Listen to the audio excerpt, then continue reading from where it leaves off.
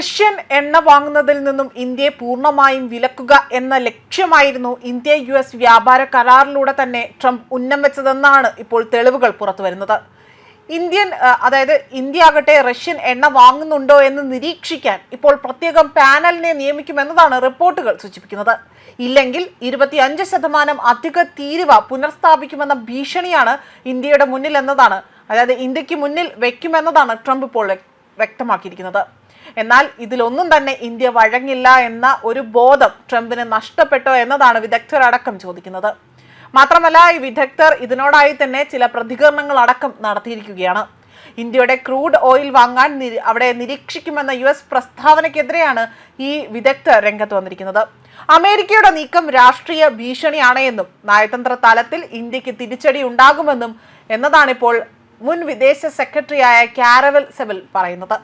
റഷ്യയുമായി സാമ്പത്തിക ബന്ധം സ്ഥാപിക്കാനുള്ള ശ്രമത്തിലാണ് അമേരിക്ക.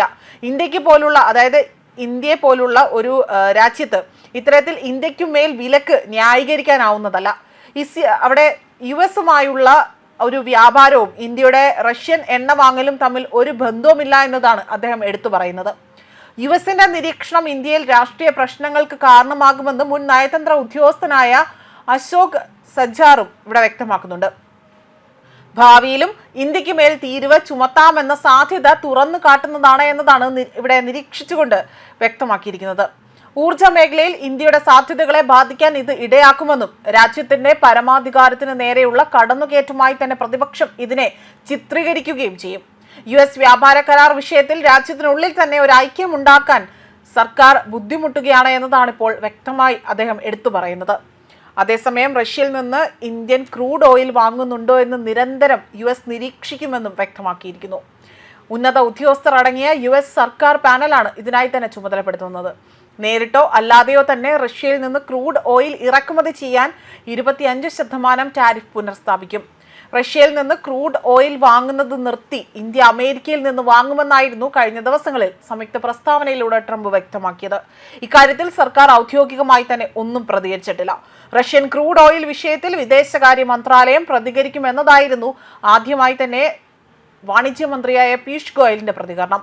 2023-24 സാമ്പത്തിക വർഷം മുതൽ തന്നെ റഷ്യയാണ് ഇന്ത്യയിലേക്കുള്ള ക്രൂഡ് ഓയിൽ ഇറക്കുമതിയിൽ മുന്നിൽ നിൽക്കുന്ന രാജ്യം.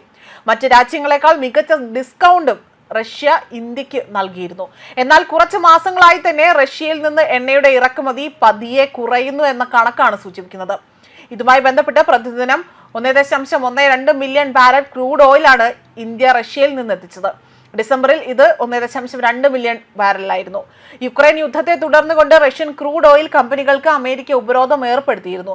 എന്നാൽ ഇന്ത്യ ആകട്ടെ ക്രൂഡ് ഓയിൽ വാങ്ങുന്നത് തുടർന്നോടുകൂടി തന്നെ US 25% അധിക തീരുവ കൂടി ചുമത്തി. പുതിയ ധാരണ പ്രകാരം 25% അധിക തീരുവ US കുറച്ചിട്ടുണ്ട് എന്നതാണ് വിലയിരുത്തൽ പുറത്തുവരുന്നത്.